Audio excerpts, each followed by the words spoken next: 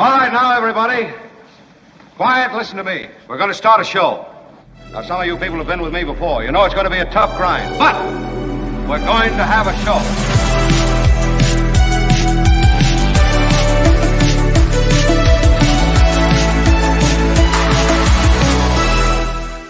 What up, everybody? What up? Oh, I love it. I love Thursdays. I really do. Before the long weekend. Supposed to go to I'll tell you in a second. First of all, it's great to have Tony here. Thanks, Tony. He is, on Thursdays, typically our producer pal. He's got a great show planned, I might add. Thanks, Tony. Don't you, Tony? Yes. Mark, I'm just seeing it for the first time, but in the last 45 seconds, I've looked at it and it looks great. Yeah.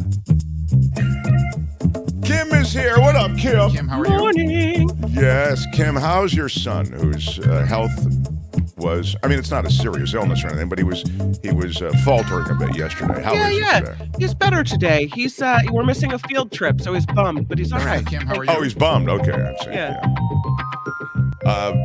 I would, that could go either way. Like, he didn't want to go, so he's happy to have missed the field trip. But we have a field trip planned here in Mark Thompson land. And I'm not really looking forward to it. I can tell you this because you are my pals. And you can maybe relate to part of what I'm saying. The deal is that Courtney wants to go away. We haven't gone away since COVID started. So that's a long time, and it really is a long time. Now, I've gone back to Washington, D.C. to see my mom and Dad in particular, had that brush with illness, and Dad's birthday is next month, or I'm sorry, technically July was not next month. So, but I'm going to probably go back and see him again, I hope. And if you're listening, Dad and Mom, happy anniversary again this week. But and my mom's birthday, of course, I was back for that. So anyway, I've been away, but Courtney has not been away. So she wants to go to the Netherlands. She wants to go to Scandinavia, right? And I love how she thinks big. Well, What? I don't know. It's yeah. I'm glad somebody likes that she thinks big. I'm thinking, can we just let's go to wine country for the week? It's a wild idea. Start with Just something might more manageable, But she really has her heart set on this bigger trip, and so I'm trying to put cat sitters in place. I'm very anxious about the animals and that they're taken care of, and especially since we have very specific needs for our cats. And anyway, blah blah blah. So I thought, confidentially, I just as soon not go on a shorter trip or a series of shorter trips. I really want to go to the West. I think there's so much great stuff in this country. I'd like to stay in this country. As much as I rail about this country, and there are problems in this country, and they're, bigger problems, it seems, by the hour in this country, I think this country's got a lot of great stuff that I haven't really seen. Like Bryce Canyon, even just the great geology of the West, Bryce Canyon and Zion, and, we have Yosemite and we have Tahoe, and, these are all places you could spend a lifetime. So, but she wants to go to the Netherlands. She wants to go to Scandinavia. So I thought Jacob, your son, might fall into the category that I'm in, which is sort of like, there's a field trip today, but I didn't really want to go anyway. So No. he wanted to go. Yeah, it was to the Bodega Marine Lab. Oh, that is cool. He loves marine life, like jellyfish and, the sea anemones and all that. So he really wanted to go. He said he's been looking forward to it all year. No, I'm sorry. That really does. That feels bad. Yeah. Sea anemone? All right, yeah. I will. Yeah. Really? I'm thinking. I don't know. But it generous. Sounds big. Yeah, it sounds big. So generous. That's generous. Go to Finland, Helsinki. Looks beautiful, says Copper. Yeah. What's in Scandinavia? Asks Liz. My daughter is there now on business. Oh. Red light district. Well, there you go then. You've got something to look forward to. Says Montreal. Thank you. I'm with Courtney. Everybody's always with Courtney, Vilma says. Anyway.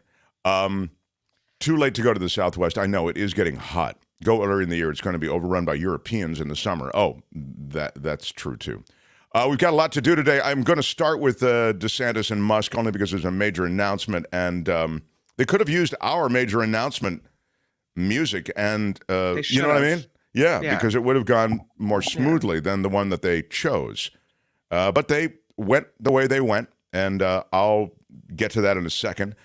Another major retailer leaving San Francisco. We'll talk about that, or at least touch on it a bit. I have also news out of Governor Newsom's office.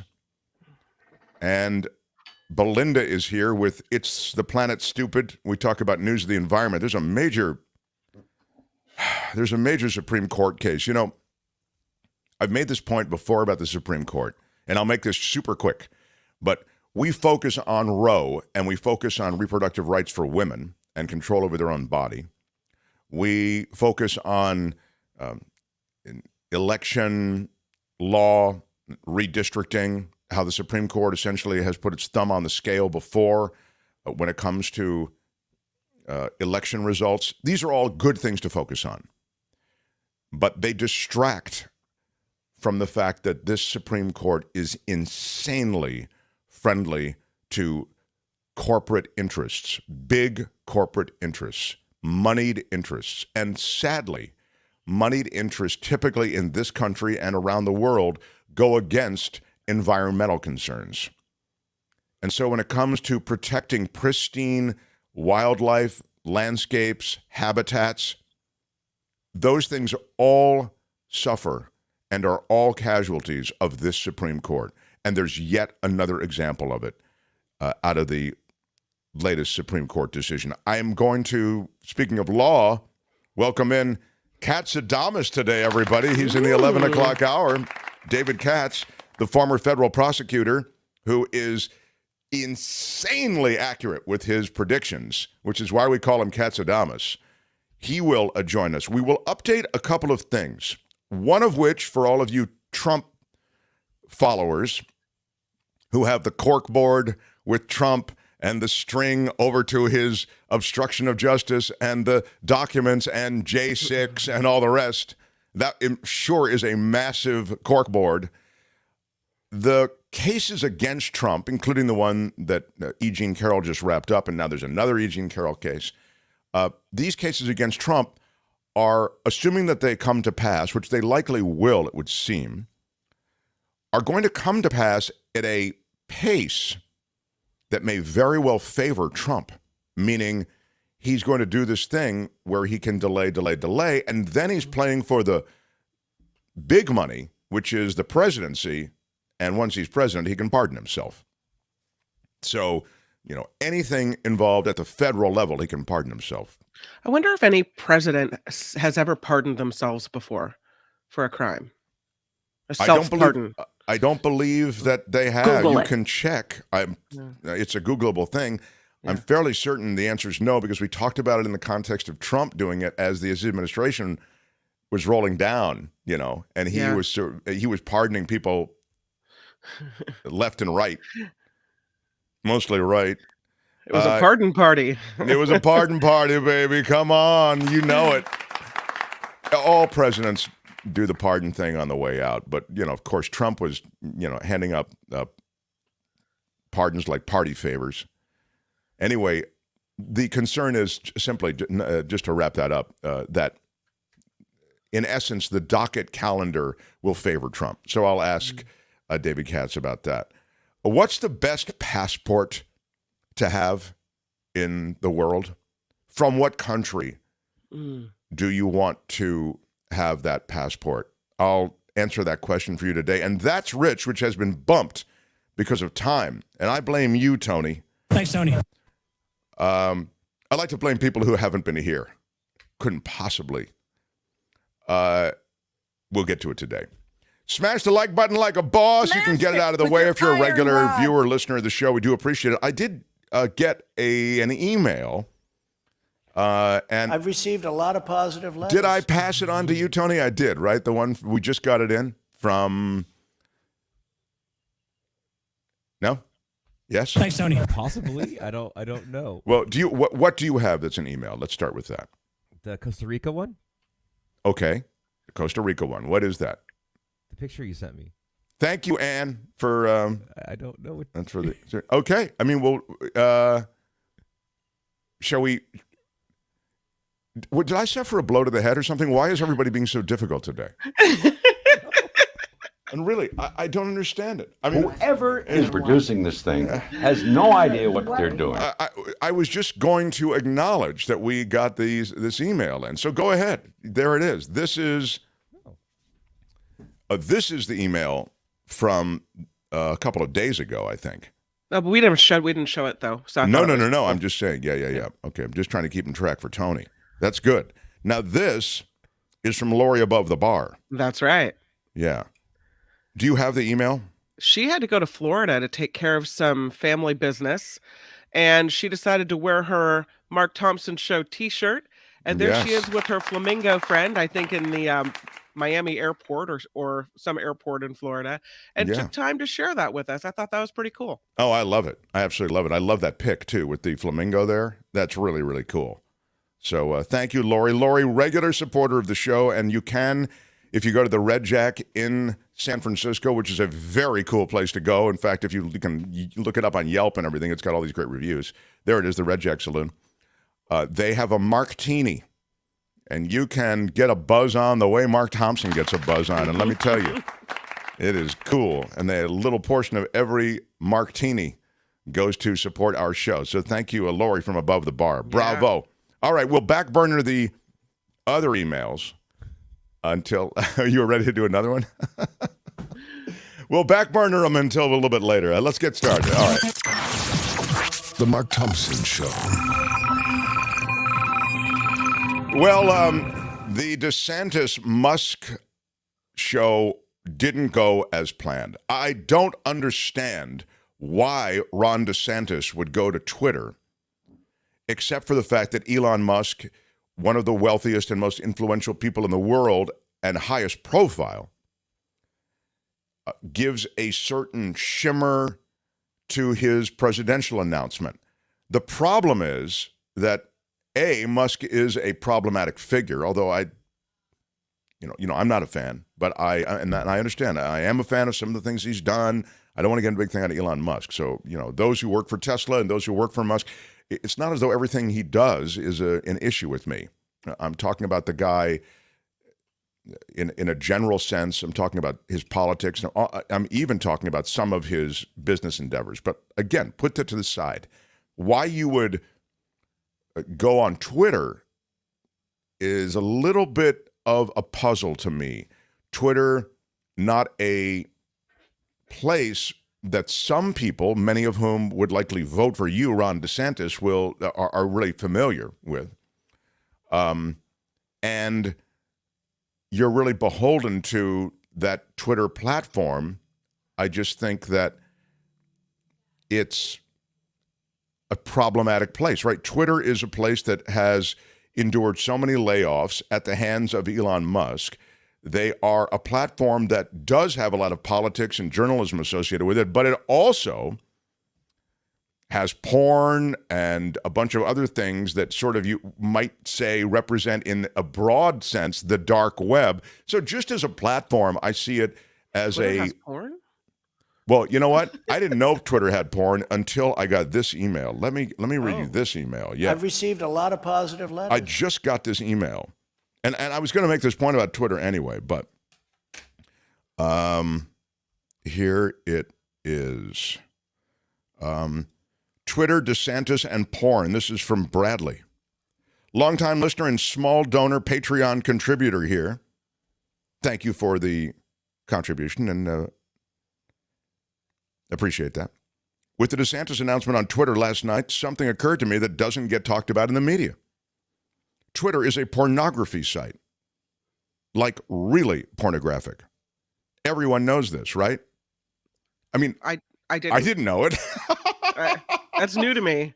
I haven't really seen a lot of porn on Twitter. I mean, you always get a spam, but, My points about Twitter stand, and my points about an embattled platform, a controversial platform, a platform that people are pushing away from, everyone from NPR to the New York Times to individuals who are disgusted by some of the stuff that's been on Twitter. That's from a political standpoint. I I was aware of, but the porn stuff I was not. Like really pornographic, he says. Wow. I mean, it's great. I love it. It was great. I loved it. But it seems like an odd place for a conservative politician like DeSantis to make his presidential campaign announcement, he goes on. Sure, political reporters occupy one side of Twitter, he says. But it's easy to search and find a whole other side of Twitter with uncensored pornography, professional and amateur. Wow. What? Yeah, I feel like we have a, don't we? What are the porn stars? That's what I was looking for. Thank you. The allowance of porn is what sets Twitter apart from Facebook, TikTok, YouTube, CNN, ABC, CBS, etc., or any other media platform that's ever been used to announce a bid for president. So There's never been anything like this. You just thought I'd share that. Keep up the good work. Love to you, Kim, Courtney, Albert, and Tony. Thanks, Tony, for finally adding my name on the YouTube scroll, he says. Oh, that's cool, Tony. Thanks, Tony. Yeah, you get a little shout out there. From Bradley. Oh, sorry, I didn't see this. P.S. Don't tell anyone I watch porn on Twitter. Anyway, I didn't even know about the porn, and I still haven't seen it. I guess I can look for it later. But I do know that Twitter is algorithmic, so the more you look for it, the more it'll go, you like this here. Oh, my God. Don't search porn on Twitter. Don't do it. I mean, it gets taken off right away, too, once it gets reported. It's the same thing as YouTube and everything else. Oh, is that right? Okay, I didn't. Yeah. I didn't. At least that's what I've always, whatever. What do I... Well, I There's a reason that this place is fun. Okay, so my point in mentioning, and this is not even, we haven't even gotten to the technical debacle that they endured yesterday. I'm just saying it's an odd choice. I get that you wanted a little of the Musk shimmer that you perceive as Musk shimmer. Apparently, Musk tacking hard right in a lot of his positions politically, largely under the bizarre and BS umbrella of freedom, right? That's one of the reasons he said he was interested in buying Twitter to begin with, right? To restore the freedom. It's sort of an unfettered and completely broad marketplace of ideas and forum for thoughts of all sorts. Then what does he do? He kicks off a bunch of people on Twitter who disagree with him and who write stuff that he doesn't like. So these guys all are for freedom until you're saying something they don't like, and then they want to shut you up, like the Don't Say Gay bill from Ron DeSantis, who's Mr. Freedom. Now, I see problems doing the announcement on Twitter, but that's what he decided to do. Tony, you have that package? I think it's from NBC or whatever it is. We'll run a little bit of this. Is the what happened last Florida week. Governor Ron DeSantis announcing his run for president in this new ad. We need the courage to lead and the strength to win. I'm Ron DeSantis, and I'm running for president to lead our great American comeback. But his new campaign also hitting a major technical snag, with so many listeners tuning in for an audio announcement on Twitter Spaces with billionaire Elon Musk that it appeared to crash the site. All right, sorry about that. We've got so many people here that I think we are kind of melting the servers. DeSantis now seen as Republican frontrunner, former President Trump's toughest opponent.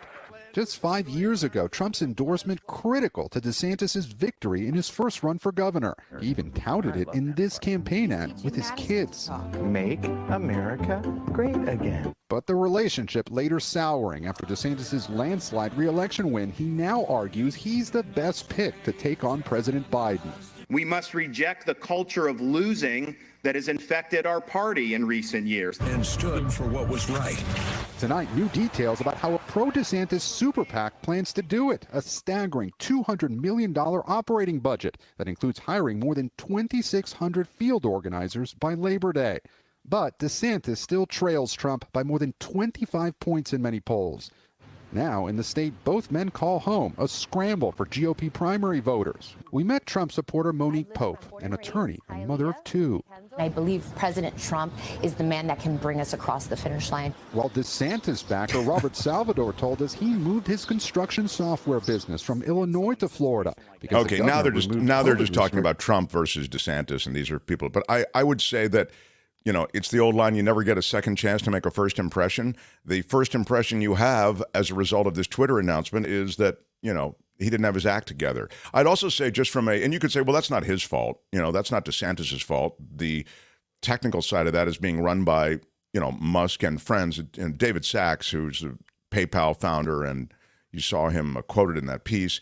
I played cards with him many times, and likable guy. I really like David Sachs, but wow, he has really lost his way politically. It's sad. And I think it's hard when you have a lot to maybe to embrace things like taxes. And I'm sure Sachs, a resident of San Francisco, might be frustrated with, progressive ideologies that lead to whatever, but leave Sachs aside. You're always going to have these guys surrounding him. But this is not DeSantis's technical platform, so you can't blame him for the technical screw-ups. What I would say about DeSantis and his campaign is, dude, you're going to have to get a lot tougher than you are.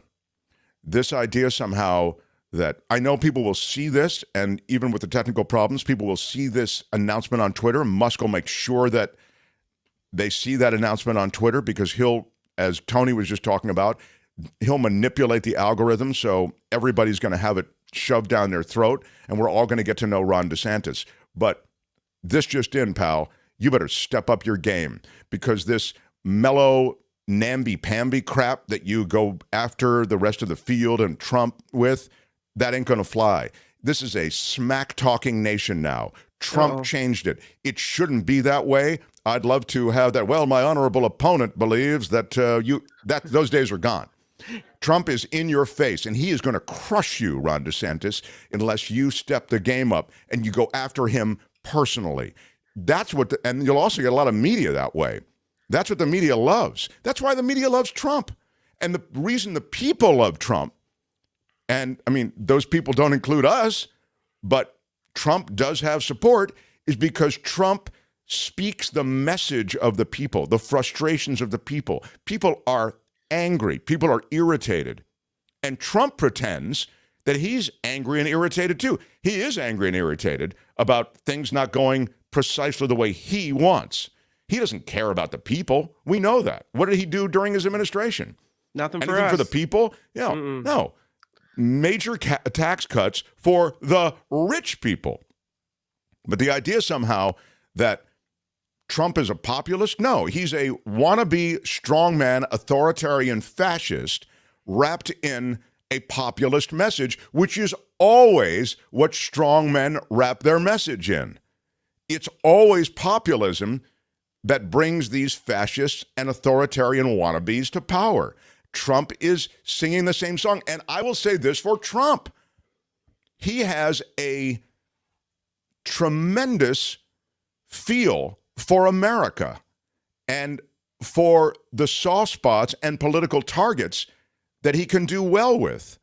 So Donald Trump, I'd say, is far more connected, if you will, message-wise I'm talking about, to what the people want to hear than a Ron DeSantis.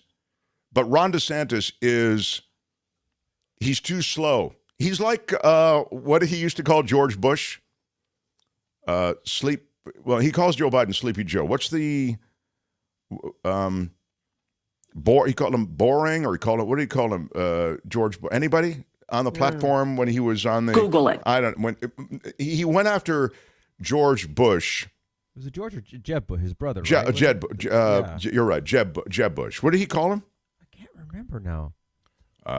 Anyway, he attacked him. He attacked him in the debate for being, low energy. Thank you. Low energy. Thank you, shadow producer Calvin Wong. Thank you. I can't believe I'm about to defend DeSantis of all people, but I will say that whole little clip where he said, "We've got to get rid of the culture of losing." That was a bit of a dig. Yeah, you're right. But it was a veiled, that's exactly the kind of thing I'm talking about. It's a veiled bit of a dig. You go, well, let's see if you read between the lines. He's actually criticizing Trump. You shouldn't have to read between the lines. We're not a read between the, we don't read anything in this country, and we're certainly not reading between the lines. You've got to be in your face. You're right, Kim, of course. That was a reference that way, but it was. I mean, he's the going to last have guy to that lost, right? Yeah. Why are you yelling? He's going to have to step his game up. Is the point? Yeah, please clap, Jeb. Thank you. The oh, you got it? I'm sorry. I was just trying to put okay. It was I thought it was a meh showing. You know, look, I understand these various messages and these questions that are going to be served up at these panels. They're going to be choreographed and curated, but I just thought for a big announcement, no. Contrast that to Trump, who paid extras to populate his initial campaign announcement. I'm talking about his 2016 announcement, right, for the presidency and the run against Hillary. He paid those extras. I think it was $50 a day. For $50 for the day. It was just a few hours. As he came down the gold escalator with Melania. I mean, he knew at least how to make a splash. I mean, again, I thought it was a tepid splash, but okay, it was something. Ron DeSantis is going to have to step his game up. Trump may implode, which is kind of what the field is counting on, but the kind of pleasant, even Nikki Haley way to approach this, she was asked about the sexual, it was the sexual harassment, and what was the E. Jean Carroll both was, in that case, Kim, he was found guilty of both, of two things, of smearing E. Jean Carroll, right? So it was, I don't think it was guilty. I think he was found liable. Liable, thank you. For sexual abuse and also for defaming her after she came out with her accusations. He was not found liable for rape, but he was for sexual abuse and the defamation. Yeah. So Kim, how are you? So thank you. That's exactly what they asked Nikki Haley about. Now, she's running for president too. You know, what do you think of this? You're a woman. You've talked about the fact that you're being a woman makes a big difference. You talked about, you know, she made some reference to high heels, you know, kicking ass in high heels or something like that. And she said, well, I wasn't on the jury, so I don't really know. There was a jury, and they found him liable. Okay, the case is done. The time to say, well, I'd have to hear all the facts, I'm not on that jury, that's during the trial. Once the jury has ruled, you've lost that high ground. But again, they're so concerned with criticizing Trump because he'll come after them. His bullying has worked. So that was really a weenie way out. Like that, you know, that. Well, especially for her, I don't know. Yeah. But it's a weird. Yeah, Liz Cheney, this is a recent, Mike in Willow Glen says Liz Cheney is actually the Republican that the Republicans claim they are. I think that that's a fair point. And I don't like Liz Cheney. I mean, I don't like her politics at all. I mean, she'd be perfectly happy with this and is perfectly happy with the Supreme Court. But she has a line, and Trump is way over it, obviously, and she will smack talk back. That's exactly what the GOP needs. I think if you really want to try to take this presidential nomination away from Trump, you're going to have to take it. This BS dancing around, it ain't going to fly. That's my thought on Ron DeSantis in that field. The Mark Thompson Show. I have news from the city of San Francisco, also out of the governor's office. In the next half hour, we also welcome in Jefferson Graham. It's Tech Thursday, and he's got a bunch of stuff for us. So all of that's still to come. I mentioned David Katz. I also mentioned the best passport to have, and that's rich. It'll be extraordinary if we can get to all of this, Tony. And if we can't get to it, you will be blamed. Thanks, Tony. Oh, man. I mean, that is, sorry. It's in the boilerplate of the show. You have received the rod of equity and mercy, and with it comes responsibility, Tony. Receive the rod of equity and mercy. So when we come back, no excuses. I want the email. There was someone actually identified the iron rod. Smashed it with your iron rod. While they were on vacation, they identified an iron rod. So the iron rod, not the rod of equity and mercy, has actually entered people's vacation situations. And Tony, you, as having received the rod of equity and mercy and being elevated to the highest levels, you're essentially a high priest on this show. I would caution you to get it together. Thanks, Tony. It's together. Kim's News, and then Jefferson Graham, David Katz, and Belinda all ahead. Mark Thompson Show. The Mark Thompson Show.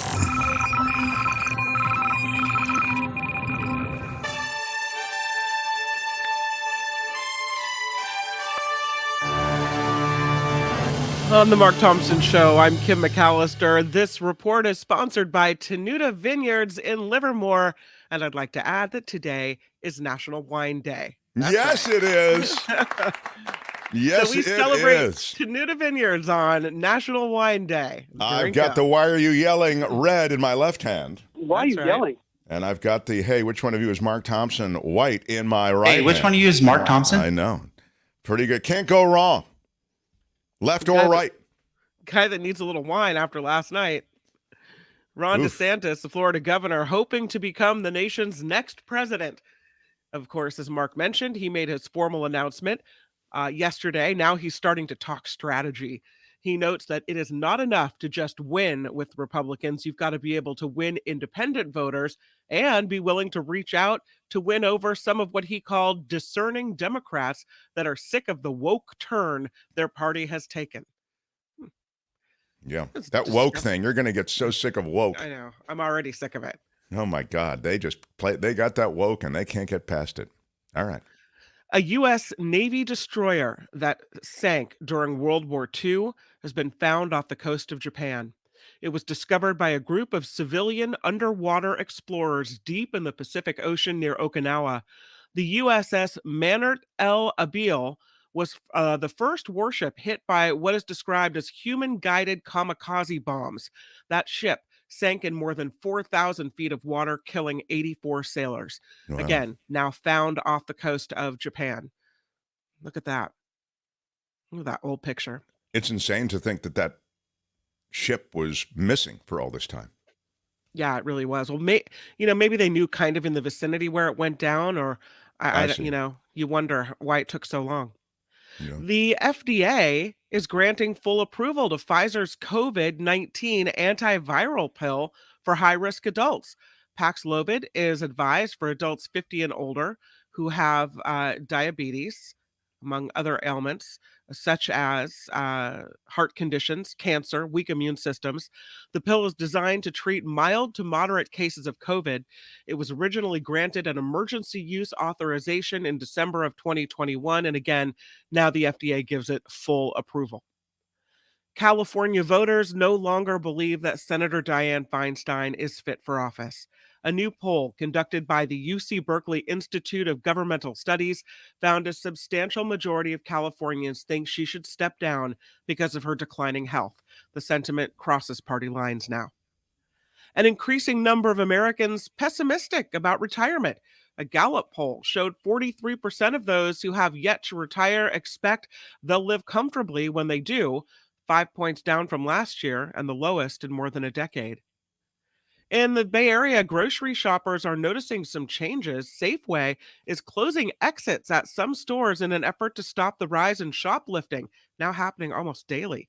In San Jose, the store on Almaden Expressway only has one way in and out. Gates have been installed near the doors and in every checkout aisle. There's also a fence now around the self-checkout section. On top of that, police have increased patrols in the area. Yeah. Wow. Unbelievable. Unbelievable. No, they're not messing around at the grocery store. You can't walk out with stuff. Wow. And you saw, I was going to mention it, but we'll mention it now. And did you just mention for a second? I got an IM and I had to deal with it. But Banana Republic is closed in the Westfield San Francisco Center. Yeah, that's what I was going to mention before. So I just thought I'd include it now. And in the context of, deepening issues and deepening concerns around ripoffs. And I think, honestly, Gap is also, they had a bunch of corporate layoffs, and Banana Republic, a bunch of layoffs. So I don't think this closure is because necessarily of ripoffs, but I just think the business environment is getting harder, and the ripoffs aren't helping at all.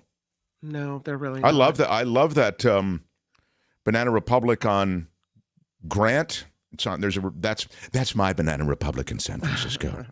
I'm wearing a Banana Republic jacket right now. Really? Are you now? Yes. You can pretty much count on me wearing the BR at most days. Anyway, just one of the many. Yeah. Poor Kim is thinking, Mark, really? I'm trying to do my news and you won't stop talking about Banana Republic. Well, it's closing, Kim. Kim, how are you? It's closing. Kim, how are you? All right, go ahead. A subscription service that lets film fans see up to 30 movies in theaters every month is now relaunching. Remember Movie Pass? Well, it's back under a new ownership, and they went bankrupt in 2020. So yeah, new owner now. It'll have new pricing models this time around too. Plans start at $10 a month to see 1 to 3 movies, going up to $40 a month to see up to 30 movies a month. So wow. You have to pay extra for more movies. Wow, you got to pay to play. But, seeing as what's a movie ticket? About $13-14 now? You would pay at least $40 if you go to the movies, 3 times? Yeah, but I'm sorry. It's not, the movies is different. It's a big screen. I'm sitting there in a nice theater, with guys who are masturbating 3 rows away from me. I mean, there's a special environment to the dark theater experience. Oh, that's not different kind of theater. I'm sorry. I'm sorry. Yeah. No, but I don't understand. No, but the point. I think it is a fair point to make that the actual theater experience, while probably too expensive, at least for my taste, at least they try to upgrade their game. You know what I mean? They try to give you comfortable seats and, as I say, nice sound system. All that. At home, when I'm watching a movie. And you can say, well, it's comfortable. It's comfortable, but it's not the theater experience. I mean, in some houses it is, but for the most part, it's not. I would say it's not a fair comparison, Kim. I'm sorry. Okay.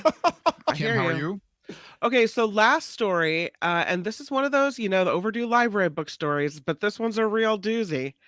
This book has finally been returned after a very long time. History of the United States. It's an overdue library book here in California, returned after nearly 100 years. The St. Helena Public Library in Napa Valley says a book called A History of the United States was due back in February of 1927. The book was finally returned earlier this month by Napa Valley resident Jim Perry, who said this book's been in his family for 5 generations. Perry said he decided to return it because it had the library's name stamped on it and it was unaware of its significance. Overdue fines for the book would have totaled more than $1,700. Fortunately for Jim Perry, the library stopped collecting fines in 2019. So, wow. That's great. Nearly 100 years, 5 generations of his family, and someone finally looked at it and said, you know what? I think this is a library book. Oh, look at that. This report is sponsored by Tenuta Vineyards in Livermore. And Tony, I might need your help with this. I have a video I want to play. They have this grape stomp. It's called the I Love Lucy Grape Stomp in the fall. And I wanted to play this video, but I need to turn the sound down because I think we might get dinged for that. Copyright strike. Can we? Yeah. I'm going to try it. It's in the video section. You want to try it, Tony? Give me 1 second. I'll see what I can do. Okay. It may... No, we have to do it without. Yeah, there's no. Why don't we? Can we We'll come do back that? to that. Yeah, can we go back to it? We can definitely me. prep it. We can definitely prep email it. to me, and I'll without take audio. care of it. Okay, Yeah, exactly. We'll come back to that, but I do have this really exciting video to show you. You're going to love to see these scenes of Tenuta Winery in Livermore.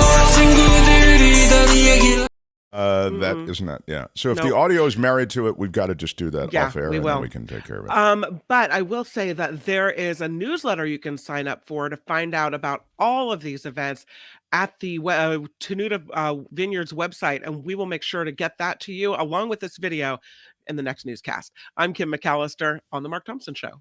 It is true that the events at Tenuta are particularly good, and that's a great one, the Grape Stomp. So you should definitely look at it. Tenuta Vineyard. We love them, and as I say, always great events going on there. They had to close down an entire radio station to silence him. And now, he's here. Ladies and gentlemen, Mark Thompson. The Mark Thompson Show.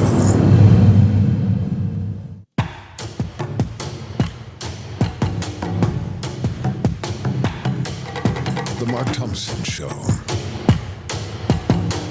Who's Mark Thompson?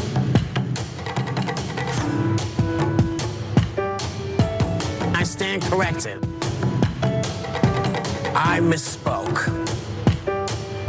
My words upset so many people. My bad. I'm sorry. Y'all can all go to hell, and I'm going back to Texas. Joe Fish, Sal the Shoemaker, Joe Box, and Little Anthony. What he's got going here is a situation. There's a reason that this place is fun. Someone did this to spoil our Christmas. I have never heard of something like that. There is nothing in our history that quite compares to this. Nobody has ever put something like this together that I've ever seen. We've never seen anything like it before. I have a busy week. I think I'm the most honest human being, perhaps, that God ever created. God bless America. The end. Girl, you just rude. Do I hit it long? Is Trump strong? Huh? Who is having that conversation? How would you handle this? We could try ignoring it, sir. The science is ridiculous. It's fantastic.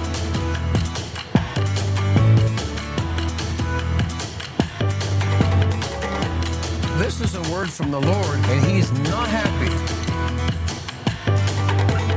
Where are my weed smokers at? Isn't anybody been a weed? It was wrong, it was stupid, and I'm trying to be a better person. Seriously, what the Yeah, what up, everybody? It is great to have you all with us. We are a crowd-funded show. We're here on the YouTube platform, then across major podcast platforms everywhere. You may be listening to the show, which is a totally cool way to take it in also. So thank you for being here, however you find us. And thank you for smashing the like button. You smashed it like a boss, I say, yeah. With your iron rod. Why not do it like you love it? I will get right to him. He joins us on Thursdays. He's a great friend of the show, and he knows the world of technology so well. Wrote for USA Today, was their tech writer for, I think, over 20 years. Now, of course, he does Photo Walks TV. He also has a newsletter, and we'll get to all of that. He does a live show on YouTube on Thursdays, so he makes the rounds of these shows. This is, I felt like I was really his boyfriend for a while. Then I see him, he's on Nikki's show. He'll show up anywhere he can to promote. Yeah. He's going out with a lot of other people besides me. I don't blame him because I'm kind of the same way, like to try to get the word out. I go on KFI and I go to other YouTube shows, so I can't blame him, but I'm going to say it still hurts. But yeah, it really does still hurt a little bit. But here he is, Jefferson Graham, everyone. Yeah. My apologies. Yeah, I've got a soft heart, and I'm a little wounded. That's all. I mentioned the meltdown that occurred on Twitter with the Desantis announcement. It's weird because you'd think the guy who owns the platform, Elon Musk, would make certain that there weren't issues with the announcement. Give me your thoughts on that, and tell me, Let's see how that happens. What happens when you buy a company and fire 75% of the staff? That's pretty much what happened, right? They don't have enough people there to make sure that things are working, and it's disaster. I don't know what your Twitter feed looks like these days, but mine is like the same 3 people every day. Really dull. And the thing about Twitter used to be you'd see so many different voices all over the place, and now it's just it's a shell of what it used to be. And it's wild though that shell of what it used to be effect actually spilled over onto the owner and his big much talked about rollout for the presidential candidate that he clearly is sidled up to, Ron DeSantis. I mean, you had big people saying, Sachs, I was mentioning, PayPal and Yammer and all of these things that he's been behind. So you've got really powerful, wealthy, in control people, one of whom is literally in control of the platform, and they can't get, enough people all hands on deck to make sure this goes well. What do they do? Crash Twitter? Is that what happened? Yeah, I think that it was just too much for the servers, which is, what was it? 300,000 people were there, or 600,000? I'm not sure the exact number. To start, yes. Yeah, but a pretty good number. Again, it was initially you had those numbers, and then of course they had to restart it, and those numbers began to drop. And finally, they had to restart it a third time. And by the time, this is with a 20-minute delay included in all of this, by the time they actually got it on, I think there were maybe fewer than 100,000 people watching. Now, eventually, you'll get hundreds and hundreds and hundreds of thousands, maybe even millions of people who see the announcement and maybe take in a bit of that media, because as I was saying at the beginning of the show, Musk will make sure of that. But apart from that, I think it's, it was a huge fail. It was a massive fail. It's terrible. Imagine if he had launched on YouTube, live on YouTube, which seems to work pretty well. Right. But there's no ideology there. And, that I think when they're playing the ideology game, it doesn't always work. And they might want to go to traditional media that has their stuff together. Yeah, that's such a Even great Facebook. point. They could have done it on Facebook. Right. It would have worked on Facebook. Yeah. I wonder how Facebook would have handled that. Do you think Facebook would have pushed back just because you mentioned the political ideology? Would they not want to have been associated with it? Let's face it, historically, they haven't really been too tough on the pushback on any even toxic ideologies that show up on Facebook.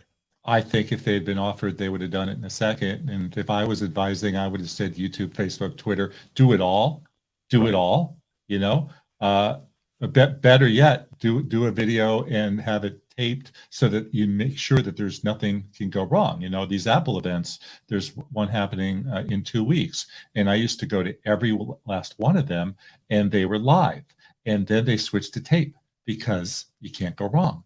I didn't realize that. That's great. That's really great. Of course, it makes sense, but I didn't realize it. What's going on at Netflix? Netflix, this has been in the works for years, and they finally came through with it. It's a crackdown on password sharing. So if Mark lends me his password to watch Netflix, they now know that I don't live with Mark, and I have to pay, or Mark has to pay. We're given the option of paying $7.99 a month, which actually is a fantastic deal. It's it's half the price of a Netflix membership. So there were a lot of people doing it for free, and now they can't anymore. And I'm surprised it took them this long. Kim was just mentioning the rollout of this tiered pricing associated with membership that directly reflects, based on cost, how many movies you actually watch during a month's time, et cetera. Oh, that's for Movie Pass. That's for Movie Pass, but I'm getting to Netflix because cracking down on passwords is one of the things that Netflix is doing. Maybe I misunderstood before. I thought that was for home consumption. You're saying it's in the movies, in the theaters, Kim? Yeah. Oh, so my whole rant was really, you're probably thinking, what are you talking about, Mark? Yeah, I was thinking that. If they want to charge Netflix per use, you're getting into pay-per-view and video on demand. Yeah. I don't think it's going to work. Netflix actually wants you to watch more and more and more, not less and less. Here's a question about Netflix, though. How do they know that you don't live in your house and then also rent a room in Mark's house? How do they know that you don't? That's not you. How? IP address. Yeah, but you could be legitimately have a new IP address at Mark's house when you're logging in to watch something. What if you're just visiting Mark? They know. I mean, there's a friend of mine who subscribes to a stock photo site, and I ask occasionally if I might be able to dip in there. And they know immediately that I am not on premises, and he has to get a code sent to his cell phone, and then he has to share it with me. I guess I shouldn't be admitting all this. You're a lawless. Who knew that Jefferson Graham is working the edges of the law? Joe Box and Little Anthony. Yeah, you're like Joe Box and Little Anthony. My gosh. But they know. They know. So. Wow. Well, let me just take one more crack at this. Yes. Might Netflix or one of these other major streaming services go to what Kim was talking about in the case of the movie thing? I think I was answering an email or something. I didn't realize that's for in the theaters.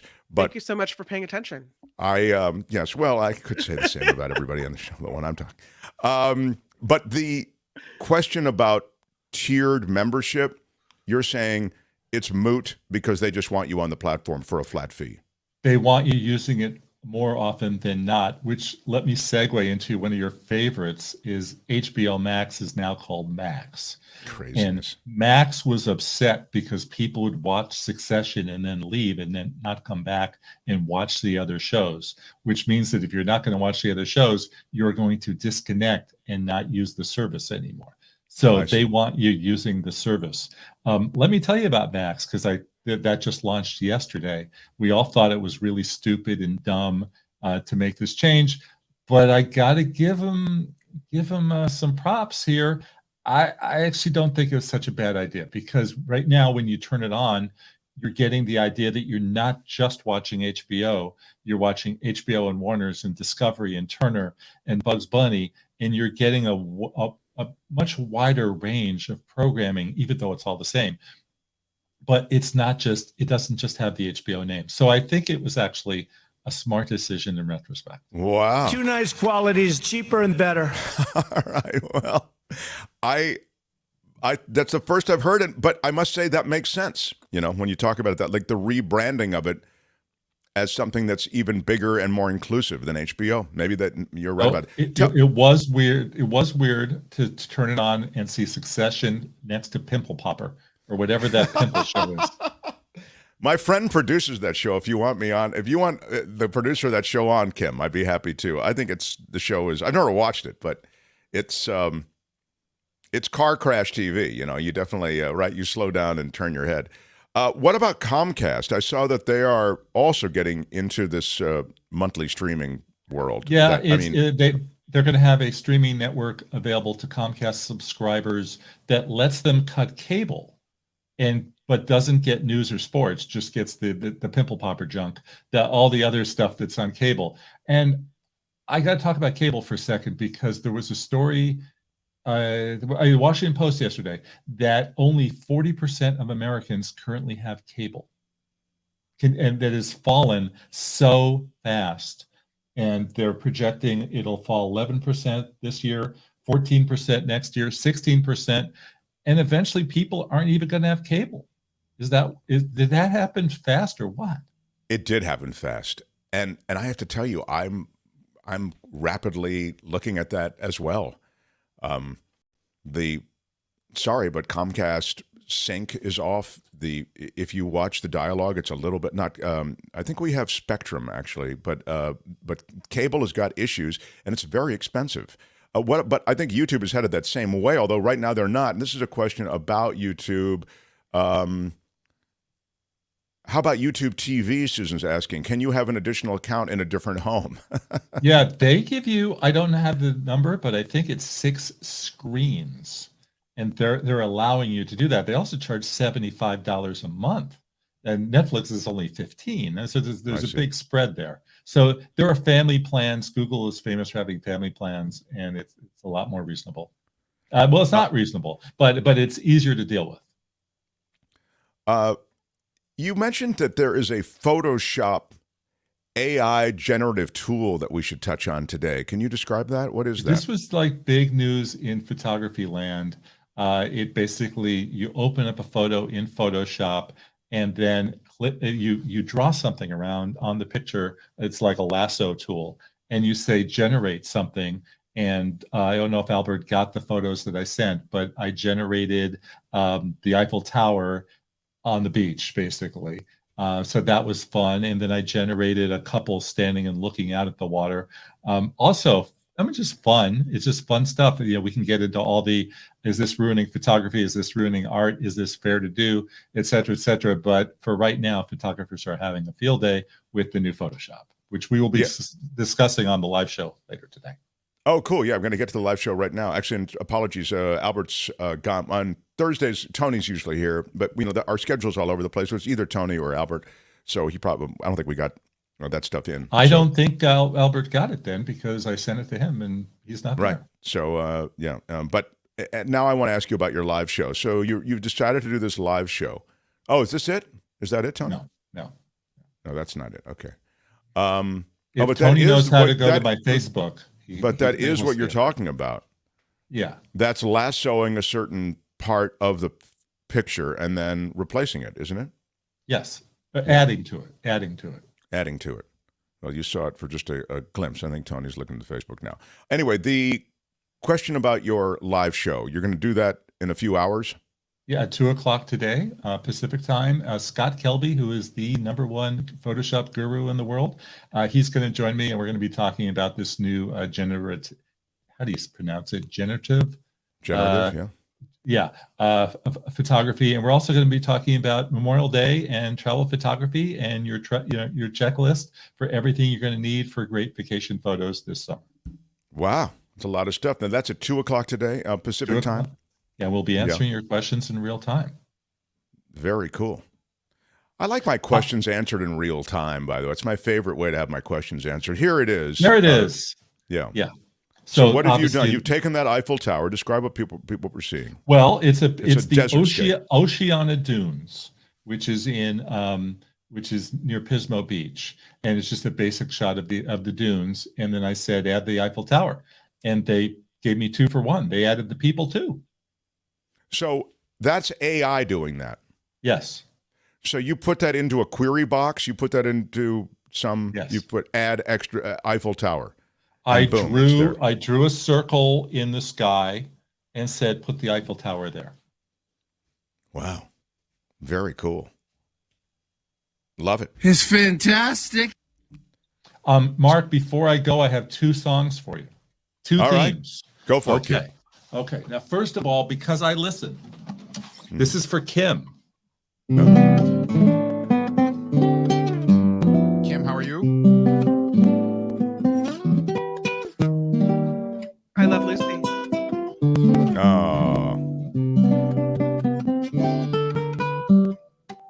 And then, I love Lucy and she loves me. Isn't that the other? Yeah. Yes. All right. Thank you. Because life is lovely to see, because I love Lucy. And Lucy loves me. Okay, and then because she's in the news this week.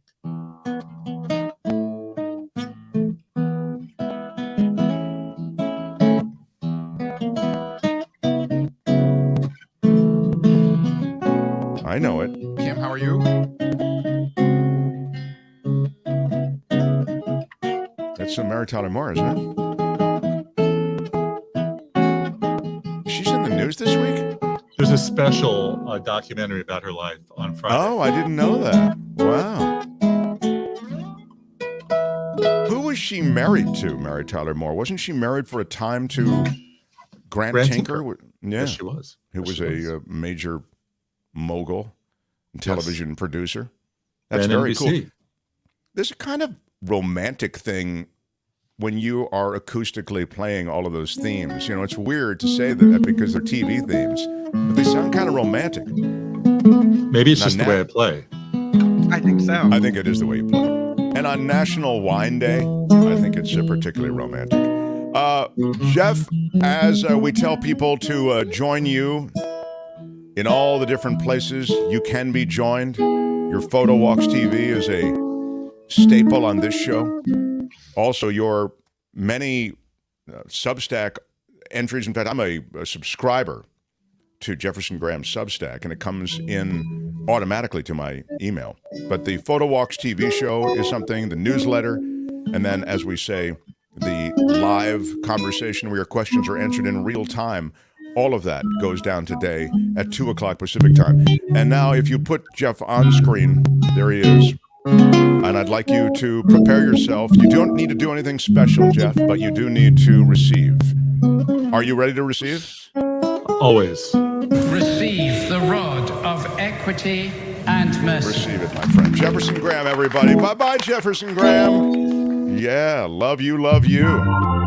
The Mark Thompson Show. He's cool, cool, cool. David Katz ahead. We'll talk about law. A lot of stuff going down in the legal world. And, of course, he is the master of legal predictions. That is to say, predictions when it comes to the outcome of some of these high-profile trials. He's 100%. I also have something to show you and Katz. And you too, Kim and Tony. That's associated with trials that, to me, I've been sitting on this for like a week. To me, it's great. It's America. And we'll do that as well. Smash the like button like a boss. Smashed it with your iron rod. Yeah. Did you find yourself listening in the last day since your announcement of breaking news yesterday that Tina Turner passed away to more Tina Turner music? Did you put on any yesterday? Yeah, definitely. I did the same thing. Yeah. And it just was wild how she really pivoted. We made this point yesterday to rock. She really went with rock, man. And it's so great. And I recommended that documentary. It's a terrific documentary, and you should go back. And of course, the dramatic depiction of her life where Angela Bassett plays Tina Turner, that's Love pretty that terrific movie. as well. That was really good. Yeah. So, I don't know. I'm very sad that she's gone. I mean, I know that she was sick and everything, but it's really the end of an era when these stars die. The big iconic stars pass away. I never though knew that her moniker was the Queen of Rock and Roll. That was a new thing that I hadn't seen that before. I'd never seen it either. I don't know that it was. I don't know that it was her moniker until she passed away. Maybe what was it? Queen Was she of known Rock as the? passes away? I'd never heard that before. It was Nor on had all the pages. Nor had I. Pages, yeah. I mean, when Madonna passes away, will they call her the Queen of Pop? Probably. Yeah, I think So. I mean, Aretha Franklin was always called the Queen of Soul, right? Okay, you're right. So that one I kind of knew. Elvis Presley was, what was he? The king. He was just the king, right? The king. But and then Michael Jackson. What was Michael Jackson? Wasn't he the king of pop? Was he the king of pop or the prince of pop? I don't know. Oh, I don't know. Google it. All right, we will. But I think you're right. I'd never heard it prior to her passing. Yeah, I mean, so. I don't want to take it away from her. That's great, but it was a new one for me. Like, oh, okay. King of pop is what John Slade is saying. That King of pop. Okay. Yeah. Was Michael Jackson, King of Pop. Yeah. I never knew she was in Tommy and some other movies. Yeah. Elvis is the king. She is the queen, says shadow producer Calvin Wong. Huh. All right. All right. Kim's news and then some we'll Katzify. The Mark Thompson Show. It was great. I loved it. How would you handle this? We could try ignoring it, sir. Morning. You cannot say you love your country. Where are my weed smokers at? Stay at home and get baked.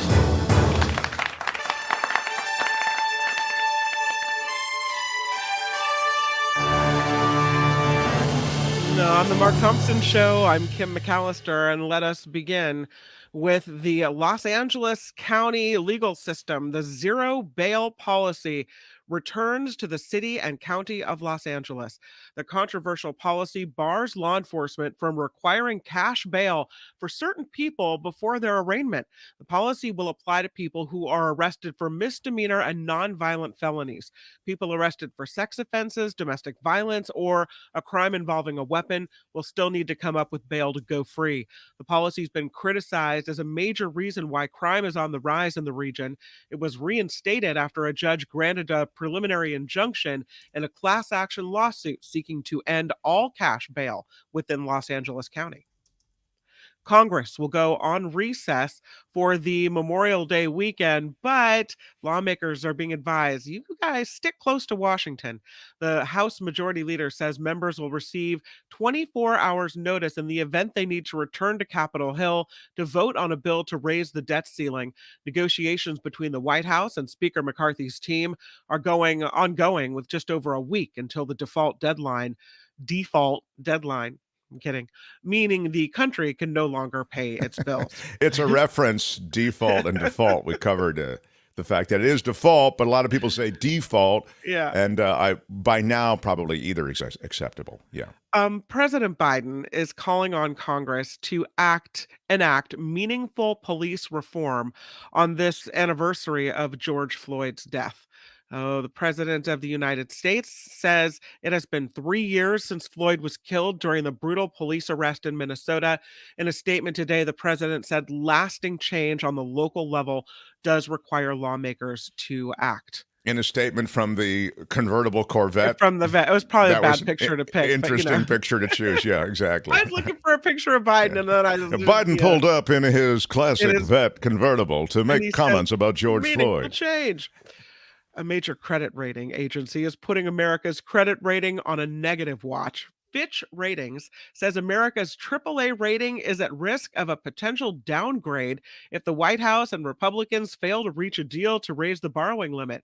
The White House said the formal notice reinforces the need for Congress to quickly pass a reasonable bipartisan agreement and to avoid default. Voter confidence in U.S. elections seeing a slight uptick, so I guess that's good news. A new survey from the MIT Election Data and Science Lab finds 69% of registered voters say they were either very or somewhat confident ballots in the 2022 midterms were counted correctly, and that is up from 61% in MIT's 2020 survey. And lastly, and here the picture is actually applicable in this one. So here's Mr. Biden back in his car. President Biden seemingly poking fun at the presidential campaign launch of Florida Governor Ron DeSantis after its Twitter issues. In a tweet yesterday, President Biden captioned a post linking to a donation page for his campaign saying, "This link works." Twitter Spaces experienced glitches and sound problems during the first portion of the live stream before DeSantis announced his White House bid. Those tech issues eventually corrected, and the conversation with Twitter CEO Elon Musk began. At one point, that live stream had over 700,000 listeners or viewers. But yeah, Mr. President Biden, he kind of trolled Elon Musk is what happened there. Again, I don't know. Rolled up in his vet and said, "This link works." Right. No, I'm kidding. This show is crowd-funded, and that means we rely on you. So you can find the Patreon and the PayPal links at themarkthompsonshow.com. themarkthompsonshow.com. That's our official webpage. Check it out. It's a good one. And thank you. I'm Kim McAllister on The Mark Thompson Show. I don't know if it's a good one, but Who's Mark Thompson? Yeah, exactly. It is a good one. They had to close down an entire radio station to silence him. And now, he's here. Ladies and gentlemen, Mark Thompson. I've told you, it's never easy being in this business. The Mark Thompson Show. And now, how about it for the former federal prosecutor who joins us on Thursdays, the great David Katz, everyone. Hello, sir. How are you? Good to be with you, Mark. Yeah, really, really great to have you in our midst. You know, there was something going on. I mentioned at the beginning of the show, and then I have some stuff to show you that I think you'll enjoy. There is a sense that even as the legal walls close in on Donald Trump, certainly one of the most talked about candidate from the standpoint of legal issues and potential challenges, as those walls close in, the timing of the trials, even if they all come to pass, the documents case, the Georgia case, the J6 case, the timing is such that just the docket will favor Trump, that there will be delays, and just the slow nature of the bringing of these cases helps Trump enormously. Your thoughts? Well, the dockets will help him. This is why some people thought that Merrick Garland should have gotten going or appointed a special prosecutor earlier. It seemed like it took the January 6th hearings in Congress to motivate him and to make him take more seriously just what a great threat to the democracy this was. I mean, we all saw the January 6th insurrection. We saw the attack on the Capitol.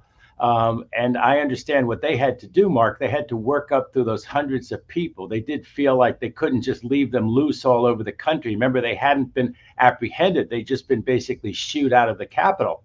And so they had to get going on that case. But given the timing of the federal case and when the special prosecutor, Jack Smith, was appointed, you have this situation where if he brought this, let's say, Mar-a-Lago case, even in the next few months, I doubt it would get to trial in federal court, even if it were charging Trump. And it seems to me that would be the person worth charging. In the insurrection, I thought they might start with some other people. But likewise, the insurrection case, if they're going to charge Trump with inciting the riot, with being part of that seditious conspiracy, then I think that will probably also, as you say, not help regarding when the trial goes. In other words, he'll either get the nomination as the Republican candidate or he won't. And then remember, they have this rule, which they seem to respect and observe, which is that they don't make waves within 3 months of the election. You remember Comey, who was standing in as Attorney General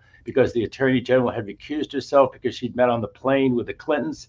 And so Comey got to make the decision. Comey violated that rule and got all involved in the election within 3 months of it. But I don't think that Merrick Garland or Jack Smith will do that. They seem to be sticklers for the rules.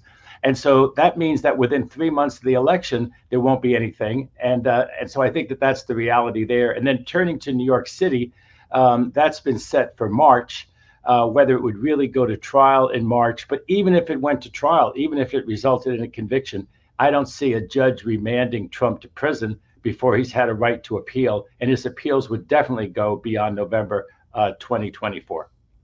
So, wow, when you run that all out, you realize that it's likely, it's a remarkable thing that there were so many cartoons and columns that were accompanied by various caricatures of Trump in, the orange prison outfit and in cuffs and all these things, that there has been no real legal reckoning for Donald Trump through these years that have passed since his presidency ended.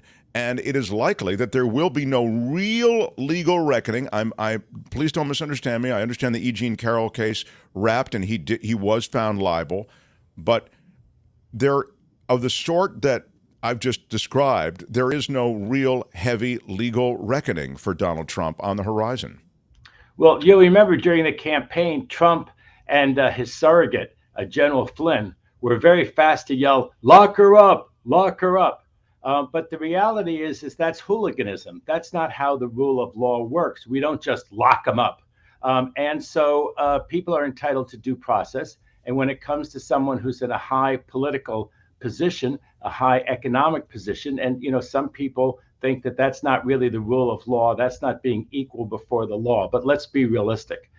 Someone like Trump is going to get as much due process as there possibly is. We used to always say when police officers were on trial, now there's some due process. Why can't our criminal defense clients get the kind of due process when they're accused that police officers get when they're accused? You want to see due process in full flower? Look at the due process that the cops get in criminal cases, and look at what Trump is getting in his criminal cases. But that is actually, this is sort of a teaching moment too, Mark.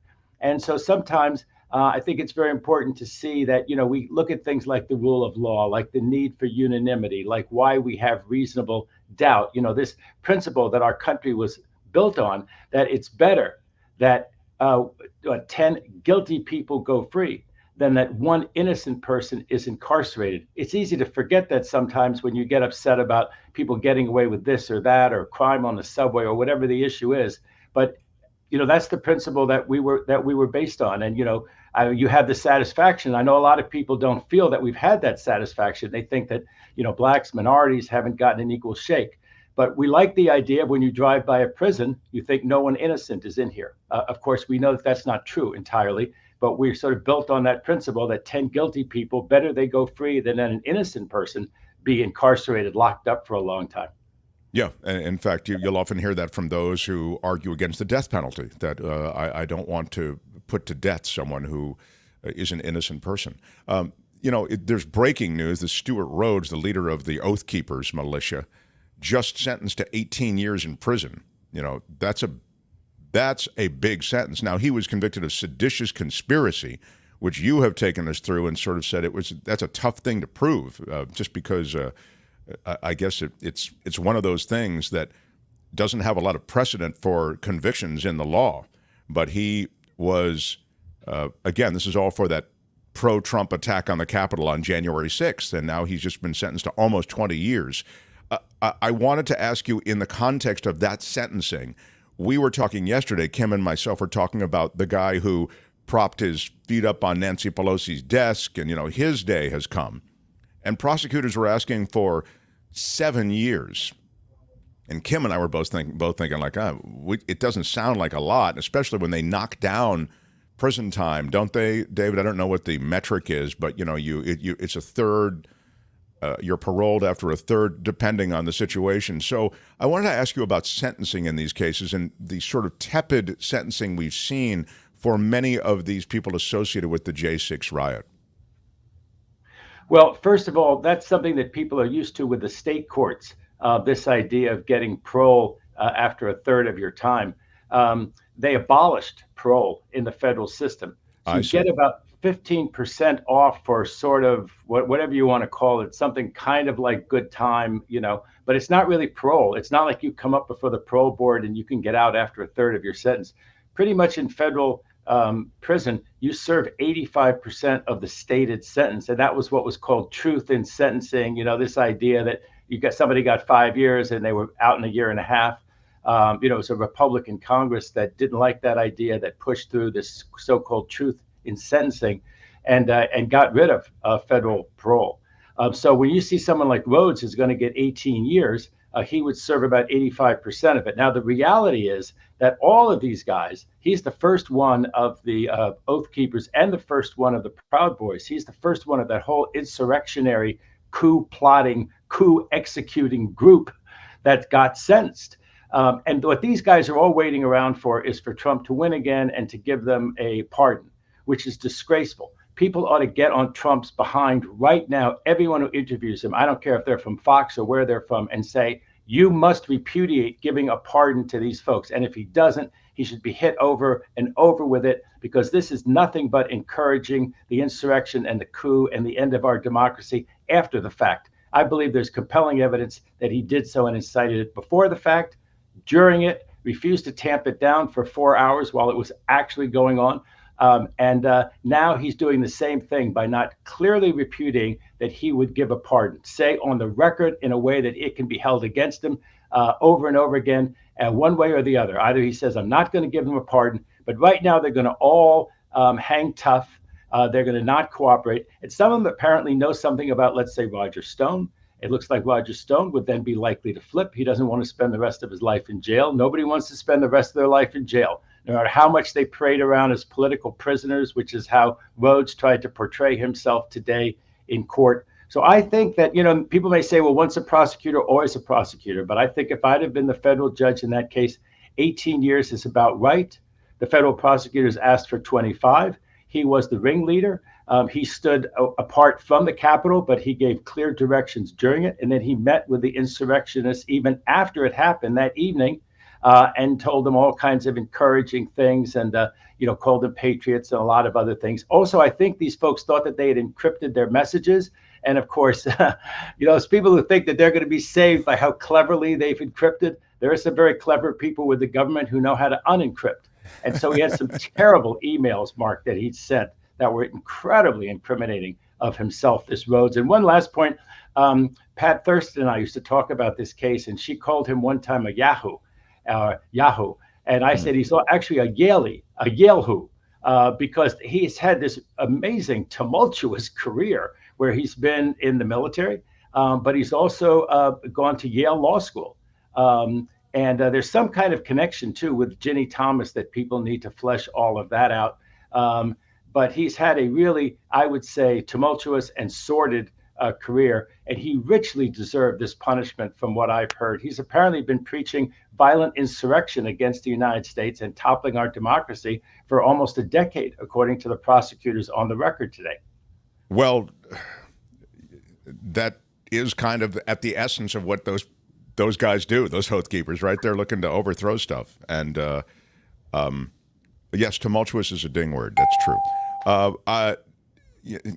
David, I'm thinking you made me think of Pat Thurston, who did buzz in earlier today to say this to Stuart Rhodes. Ta-ta. Yeah, later. The question I have for you is a little off. I want to show you something in a second. But before I get to the thing I want to show you that's related to trials, and it's sort of very American what I'm going to show you. You're probably aware of it, but maybe the members of the audience have not seen it. You worked in the big law firm that Merrick Garland worked in at the same time. Isn't that right? Or around the same time? We worked there at the same time. And, it was at that time the largest law firm in Washington, D.C., Arnold and Porter. It's still around.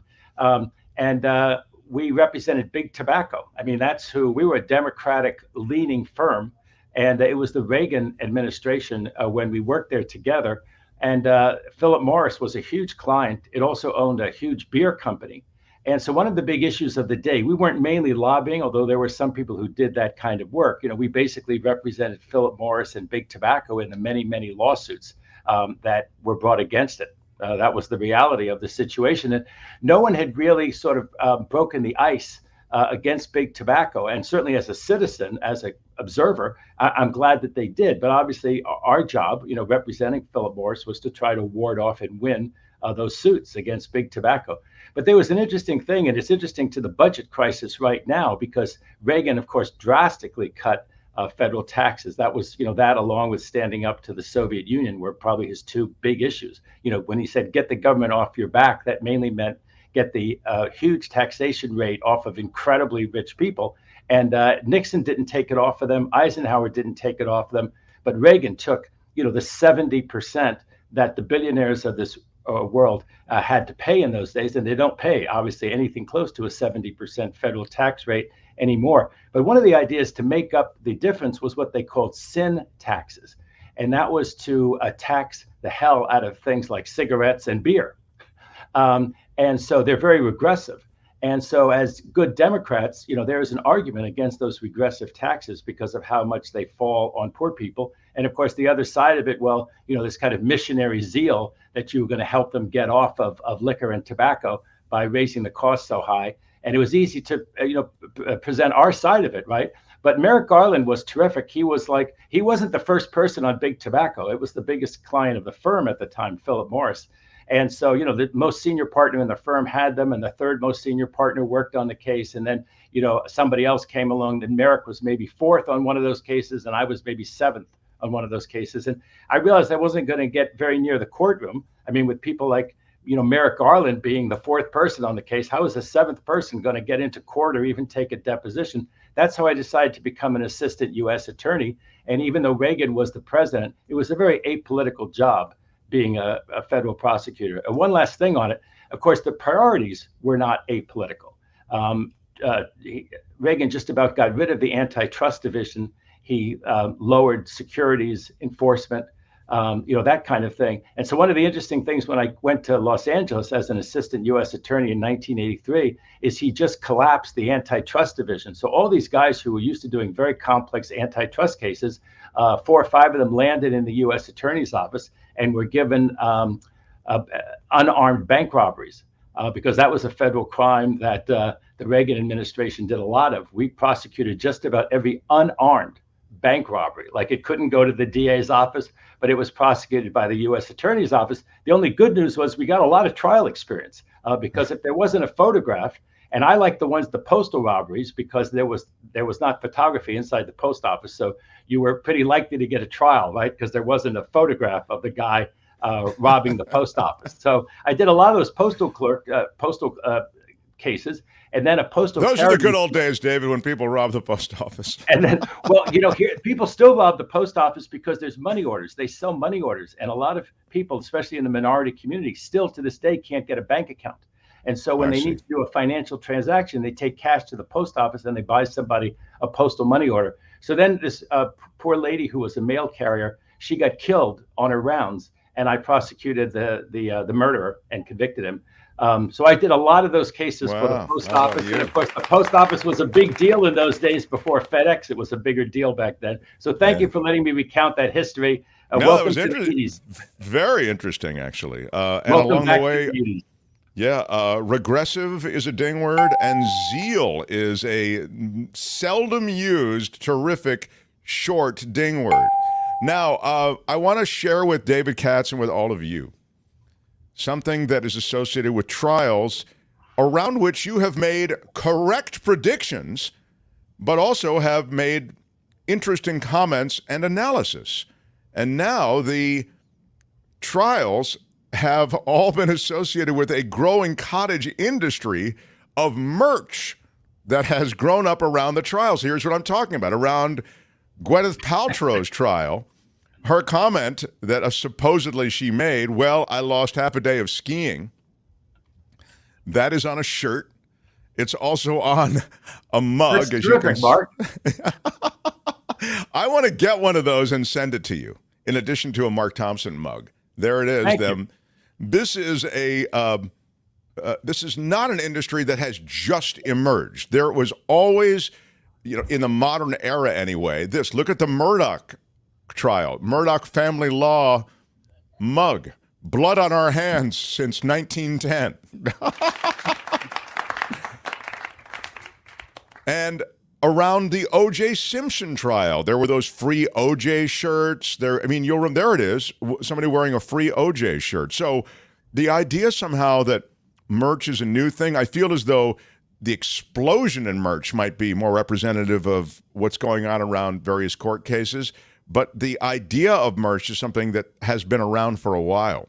So and if you're looking for this stuff and you're curious where you can find it, it's at getmarkmerch.com, everyone. No, it's at the Etsy store. So a lot of these things are on Etsy. But so I had to share that with you, David Katz, because I think it's really quite a sign of the times.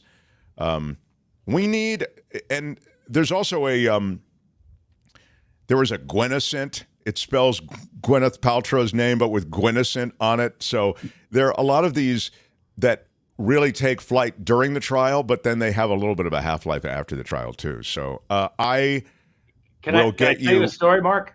Yes, please. Is there time for a story?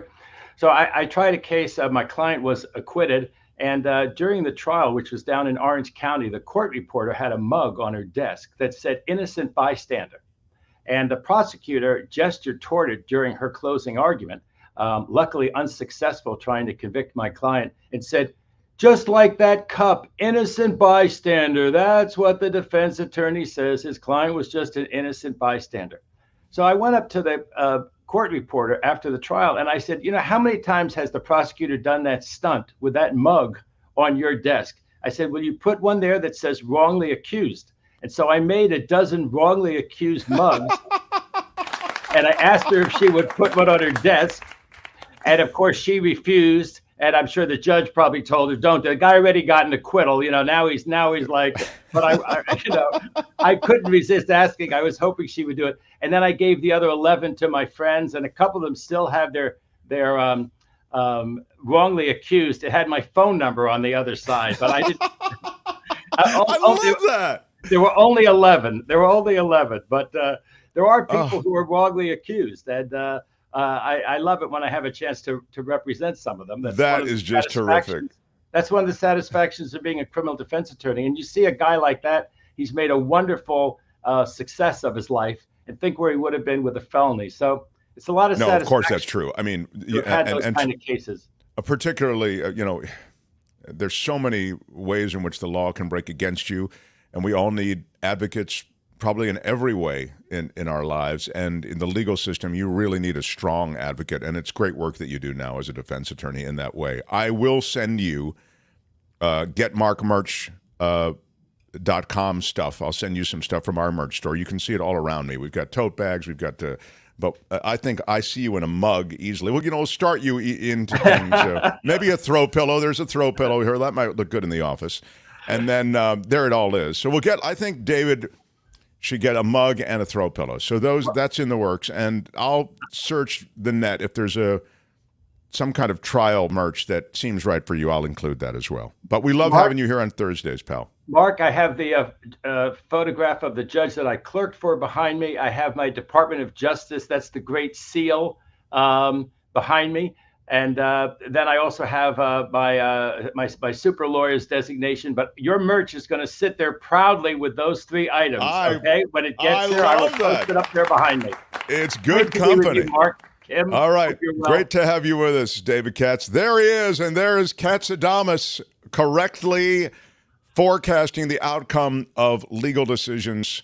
Now on this show, he doesn't miss. David Katz, everybody. Thank you, David. Thanks so much. Great to be with you. Yeah, love talking to our David Katz. I've told you it's never easy being in this business. The Mark Thompson Show. How great is he? You know, he's on the right side of every issue and such a great mind. Terrific. Smash the like button for David Katz. With your iron rod. Yes, smash that like button and give us a thumbs up. We're a crowd-funded show, so appreciate you, all of you who have gone to the Patreon and PayPal pages and made contributions. That's how you reach us. We, frankly, it's the part of the show that I like the least, where I have to remind and ask, but it is how we stay on the air. So thank you, all of you. Some of you go to Patreon and you'll up your contribution, or the PayPal contributions are upped. And then Tony, and this is not an easy thing that he does, and I mention this from time to time, he goes through PayPal and Patreon. Every time there's a new name or an additional amount, he'll alter that crawl at the end of our show where we recognize all of the many people who do support us. Thanks, Tony. And those who are in slightly bigger font are people who support us a little bit more. And Tony is terrific to do it. And it does take a long time. I know it does. Thanks, Tony. Yeah. But it's so very important. And the reason we run it every day is because I'm so very grateful that you guys are here. Sincerely. It really is. In fact, you know what? I hadn't planned to do this. Uh-oh. If you're a Patreon or PayPal supporter, take a moment. You need to do nothing, but you need to receive. Receive the rod of equity and mercy. Receive the rod of equity and mercy at every level, regardless of how you contribute. Patreon or PayPal. Receive the rod of equity and mercy. That's right. May the Spirit bless you. The spirit of this show I'm talking about. There I am with the rod of equity and mercy, seldom seeing the light of day. Receive the rod of equity and mercy. It is, of course, hermetically sealed and remains so. COVID-free. Always COVID-free, exactly. Climate controlled. Kim's news, and then we'll get into Belinda Waymouth, and It's the Planet, Stupid. Mark Thompson Show. The Mark Thompson Show.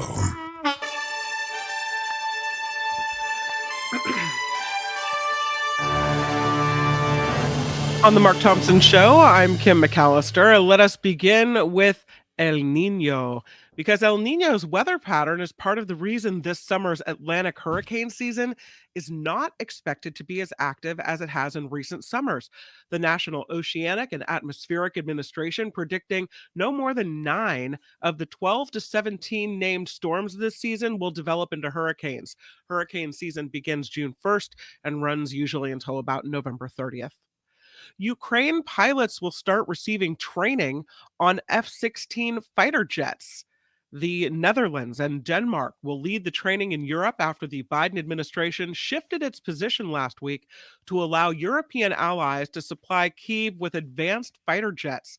The administration previously said Ukraine did not need F-16s to fight its war with Russia. Well, that's no more. CNN's chief political correspondent, Dana Bash, will moderate a town hall featuring former Vice President Mike Pence. That is set to happen on June 7th. Pence is expected to run for the 2024 Republican presidential nomination, but has not made an official announcement. The town hall will take place at Grandview University in Des Moines, Iowa. How would you handle this? Yeah. We could try ignoring it. Well, most Americans will. Nothing has happened. And hope everything turns out all right in the morning. Yeah, the reality is most will ignore it. Trump brings the show. Pence does not bring the show. So it'll be a little boring. Pence is anti-show, right? Yeah. And ultimately, it is just that, a show. The funeral services are underway today for Banco Brown. in San Francisco. Asia Hubbard, Brown's former partner, says she and Brown's family would like justice. The 24-year-old transgender activist was fatally shot by a security guard inside San Francisco Walgreens last month. That deadly shooting has sparked growing outrage after the release of security video and San Francisco District Attorney Brooke Jenkins' conclusion that security guard Michael Anthony was acting in self-defense. The services will be held at the Third Baptist Church of San Francisco, where Dr. Amos Brown, attorney John Burris, and Brown's family are expected to speak. You know, this reminds me, if I could just give you a minute on this, of a lot of different situations of in recent memory and those that you may have in faded memory associated with the media and the way a controversy can be fed based on the way it's being covered in the media. There's a series of really good, and you can find them right now. I think it's on Amazon or Netflix, called Trial by Media, a series of very real 1 hour and really good documentary presentations. They're done episodically, but they don't run together. So you could ping any one of them, and they're unrelated. There's no through line. And what they discuss in Trial by Media is the way in which an incident, a legitimate controversial incident, takes on a different tone and even a different narrative based on the way it's covered. So this Banco Brown situation, you begin to lose track of what happened. It just happened, and we're beginning. Look, they're just going to be burying Banco Brown. So I would recommend it. Trial by Media, it's called, and I think you'll see how the way in which a trial is discussed, the way in which an incident is discussed, the way in which charging or not charging is discussed, all of these things change as the reverberation and amplification of a situation begins to change also. And I think that's what's happening here with Banco Brown. And I look at that in a media context as well as in the context of facts and the law. So give it a look. It's called Trial by Media. Anyway. Do you think we covered it okay here on the Mark Thompson show? I think we showed you. I'll tell you what I think we did well. I mean, I think we showed the video, and we showed the video not just of the shooting, but of the preceding physical altercation that went down before the actual shooting. You have to see what happened that preceded the shooting. Now, am I saying that the physical altercation justified the shooting? No. I'm simply saying if you just see the shooting, you don't really have any idea what happened before it. I think it's the reason that you have to see so many times some sort of video. Many of these police stops contextualize the police stop in some way. Sometimes they contextualize it in such an awful way. You go, oh my God, what are these cops doing? And sometimes they contextualize it in a way you go, oh, well, wait a minute. No, I get it. Yeah. Yeah. So I think we covered it appropriately on this show. But I'm just talking about, now it's about the protest and it's about the calls for the charging. And you see how that has a life of its own. Again, I recommend this series, and they're separate incidents, and you'll recognize all of them, high profile. But what you may not realize, at least from memory, is the way in which the narrative totally changed based on the protests, the media covering the protests, and then the way the community responds and rallies around those protests. So let's move on to Uvalde. The library in Uvalde, Texas, is now archiving and preserving all of the messages of support following last year's elementary school shooting. The library is also making plans to digitize those items as well as create an oral history. Yesterday, of course, marking 1 year since that shooting. About 500,000 college students across the state are waiting to find out if they will pay more money. A new report shows the California State University system doesn't make or receive enough money to cover its costs, so the answer could be tuition hikes. The CSU Chancellor's Office will present that plan in July, proposing an $8,000 increase for new undergrads over a 5-year period. If approved, it would begin next year. The Bottle Rock Festival in the Napa Valley kicks off tomorrow. Post Malone and Smashing Pumpkins will headline the first night. Saturday, Lizzo and Duran Duran top the bill. It's fantastic. It is. That's a pretty good show, huh? Red Hot Chili Peppers and Lil Nas X closing out the festival Sunday night. Wow. Other acts include Billy Strings, Nile Rodgers, Wu-Tang Clan. Tickets for the festival sold out. Yeah. We've never seen anything like it before. Oh, yeah. It's pretty cool. I mean, Nobody has ever put something like this together that I've ever seen. That's not true. I mean, it is an annual festival. I'm going to let you choose whether you want me to do this last story because there is nothing in our history that quite compares. Would you let Kim speak? She's speaking, please. It does contain a Jeopardy spoiler. There's never been anything like this. Stop. Yeah. Now, Kim, go ahead. I'm sorry. So yes, I'm going to let you choose whether you want this last story regarding Jeopardy because it does include a spoiler. I don't want it because I have to watch it and I don't want it spoiled. Oh, okay. I haven't watched it yet. We'll just axe that whole story. I'm so sorry. I mean, I'll tell you what. You want me to step out of the room? How long will you be? No, because if you don't want it, then other people probably don't want it too. Yeah, I haven't seen it yet. I haven't seen it. I really want to see it. I'm not going to wreck it for people. No can do. Okay, thank you. Okay, Kay in Santa Rosa says no. No, so she says no. So if you say no and she says no. No. Okay, all right. This report is sponsored by Tenuta Vineyards. I don't know if we have the video.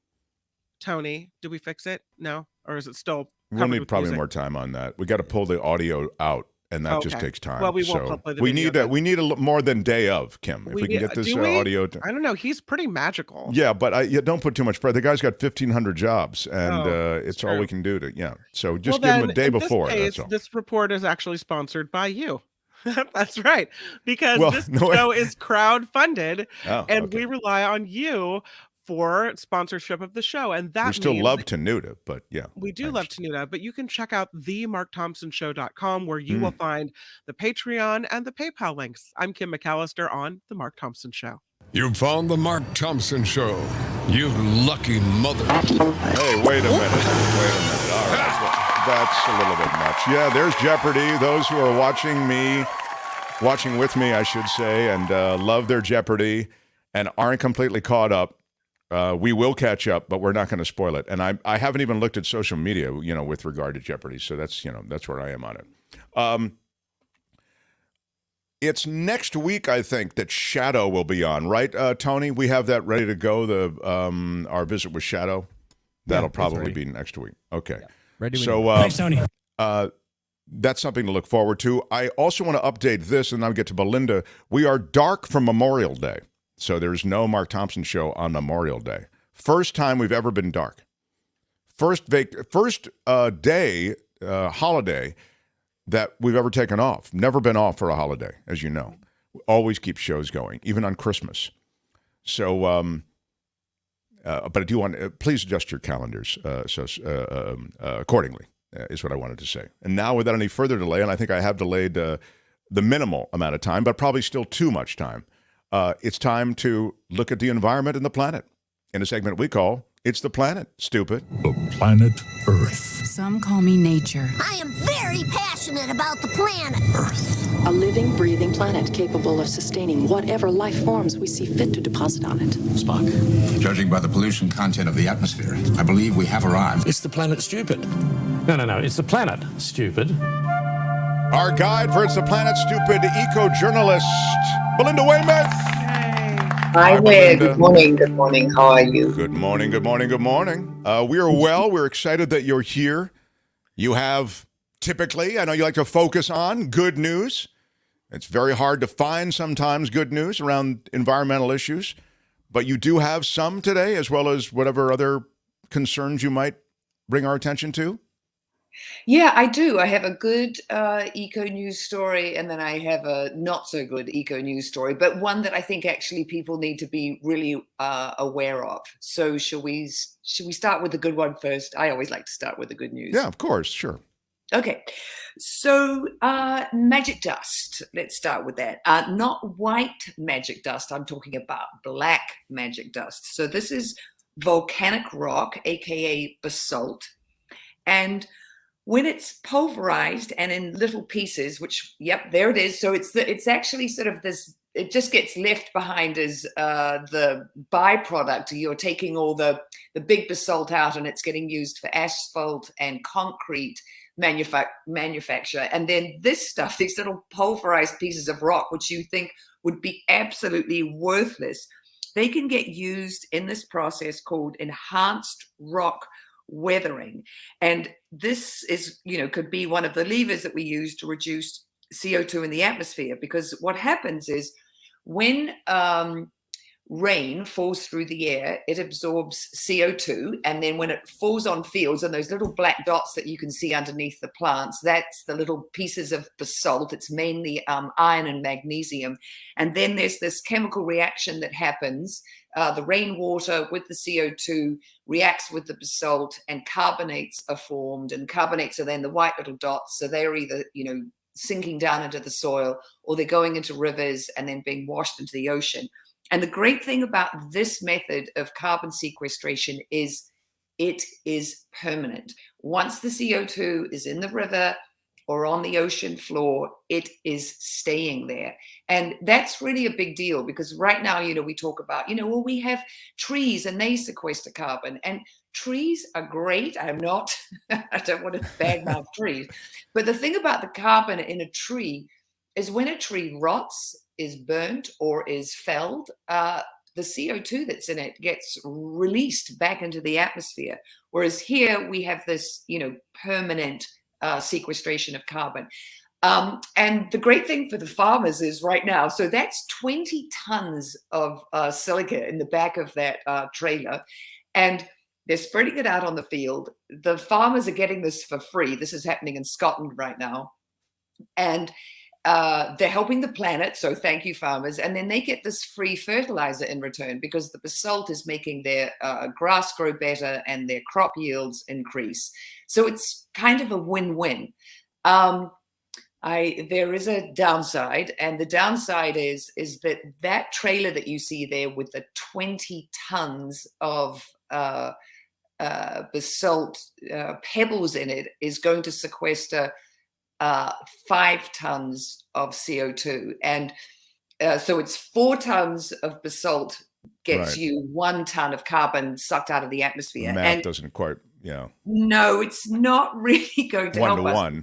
Yeah. Because in Britain, per British person per year, they're putting 7 million tons of carbon into the atmosphere. And as you can see, our carbon levels, they are only going up. I mean, last year we released 37 billion tons of CO2 into the atmosphere. And so the thing that, I say over and over again, as does every other, concerned environmental person, is that we have to reduce our carbon emissions. We cannot rely, even though obviously I love this as a solution because, it's low tech, high impact. I mean, would just go to waste otherwise. And now you're using, this basalt for, a second purpose. It's naturally occurring. But, if we're going to scale this and put it on every field in the world, it's still not going to be enough. And we have to pulverize it. That would take energy. We have to transport it to the fields. So this is just, it's small potatoes, but it is nonetheless, something that's going to help. And we, have farmers and fields everywhere because, we have to eat, we have livestock. And so, it's using, a resource and an industry, that are both out there. So, that is a positive. Does, when you say small potatoes, it is small potato, but with the last thing you just said, it's worth doing, even the small potatoes part of it, even though the balance of energy expended, et cetera, that you just described, it's still worth doing. Yeah, because at this point, Mark, we have to do everything. Okay. We have to do everything that we can. This is, I've said it before, this is an all hands on deck situation. So yeah, it's super, super important. And the thing is, because we're so aware sort of, past trespasses and where we've messed up and where we've gone wrong, if we're using clean renewable energy to do the pulverizing, if we're transporting with electric powered trucks as opposed to, diesel and, oil trucks, fuel trucks, then we're heading in the right direction. And everybody who is working on these solutions knows that, this has to be powered by renewables. We have to not have a new industry that's also going to be a polluting one. We've got to have, this has got to be a clean way of doing this. And so, every little bit is going to help is how I see it. There are carbon credits that are being fraudulently used by companies. Then you say all hands on deck. There's the advertised environmentalism. I call it greenwashing oftentimes, right? I think I call it that because, that's what it's called. I'm not suggesting I made up the term. And the greenwashing associated with these various policies of major companies and even the carbon credits that are granted to some of these major companies are just fraudulent. Oh, it's so crazy, that these companies get to tout that they're, reducing their carbon footprint, and they get all this cred for it, and they can tell, their consumers that they are in fact buying something that's good for the planet, but are they? A company is saying, look, we've invested in climate mitigation or some biodiversity conservation project. And this story, I mean, this guy had to resign on Tuesday on LinkedIn, the CEO of the biggest carbon credit certifier in the world. They're called Vera. They're based in Washington, D.C., and they're responsible for half of the 2 billion carbon offsets that have been sold to these companies. But, they get likened to Catholics buying indulgences. Yes, I committed this terrible sin, but I gave the church some money, and so magically my sin goes away. But does it? And do your carbon credits go away? I mean, the fact is the companies, so it's people like Shell, Gucci, Disney, they've all used Vera to offset their, huge carbon footprint. And then they're saying, well, we're good because we're saving this forest in the Amazon. And they did this 9-month investigation into Vera. And what they found was that these rainforests that they were talking about, all this work they were doing to protect, they were already protected rainforests. I mean, they weren't even on the table for, deforestation. And then there's a big one in Peru that they were, in charge of taking care of. And it turned out that indigenous people who were living there, got ejected from, their homesteads. And so this guy had to resign because they have come up as being, pretty bogus. And the fact is it's carbon credits, it's like you're saying, it's greenwashing. Those companies, rather than saying, well, we can still fly in our jets around the world and you can still wear all this, fabulous Gucci stuff. It's like they have to be decarbonizing their supply chain, and Shell, Shell is a fossil fuel industry. They have to be really investing in renewables and changing their whole business model. You can't still be taking fossil fuels out of the ground and say, well, I'm protecting a little bit of the Amazon, so it's okay. Well, they knew, too, when I think of Shell and all of these major oil companies knew that this is back in the 70s, they knew. By now we've seen it, subpoenaed papers that reflect the fact that their scientists all knew and agreed on the fact that there was a chemical reaction going on and that their fossil fuels and their company, if you will, was creating this crisis that we're now sitting in the middle of. Well, it's amazing because watch all the lawsuits that are happening right now. I mean, these companies are being taken to court for what they have knowingly done. And I mean, there's so much, noise about this right now and how much fossil fuel companies owe the world. I mean, it's billions of dollars every year. And then we're still subsidizing them at the craziest rate. I mean, that's the part that I, really, kind of can't believe. But just listeners, really pay attention and know that when a company is telling you that, this is a good, eco-responsible product, is it, does it really have a get out of jail free card? It probably doesn't, and we have to be we have to be, we just have to be way smarter, and we have to be more responsible, and we have to be a bit tougher on ourselves, and we have to know that we've got to change, and we have to sort of embrace that change. We hate change, but we have to embrace it. Wouldn't you say, but of course, that's right. I mean, that's why I think, just to go political for 15 seconds, I think that's why the GOP is so successful, and generally the message of, full speed ahead. We got to get back to what we were doing. This wokeism and the climate crisis, let's get back to the slaughterhouses and to the coal plants. I mean, that sadly, that does why do we have to make any changes? I mean, things are fine. You know what I mean?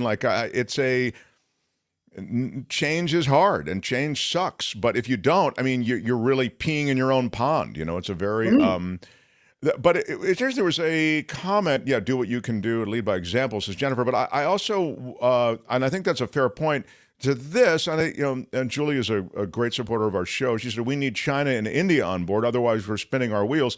It is true that you want some of these bigger nations, China and India, perhaps do lead that parade, to be on board. They are sort of on board. They're kind of like America, which is a mixed bag, right?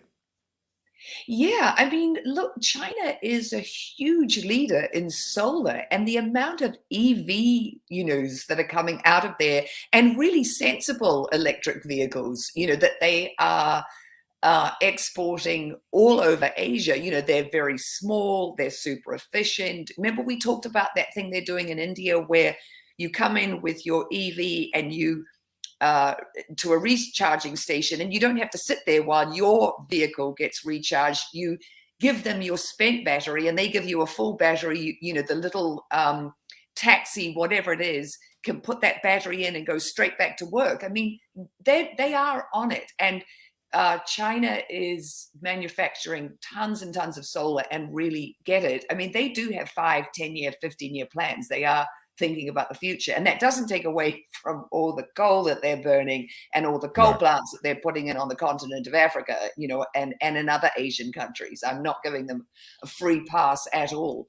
But yeah, I think the thing right now is we're in this really uncomfortable moment of change and sort of turning the ocean line around 180 degrees. And I'm not going to give a number of where I think we're at in the change process right now, but it's happening. It is happening. And yeah, that's true. Blindness is the problem. So we do have to really spread the word. We have to let everybody know.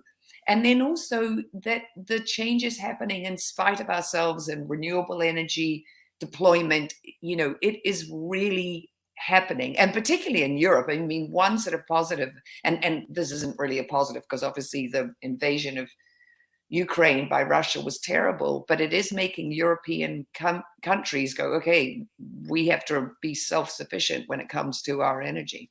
Yeah, too reliant on that energy. I loved the good news today. Yeah, it's cool, carbon, right? Little stones. and the sequestration is a science that explores what I think is going to be possibilities and strategies that we're going to have to really hope ramp up quickly and in a big way. So, I mean, if that's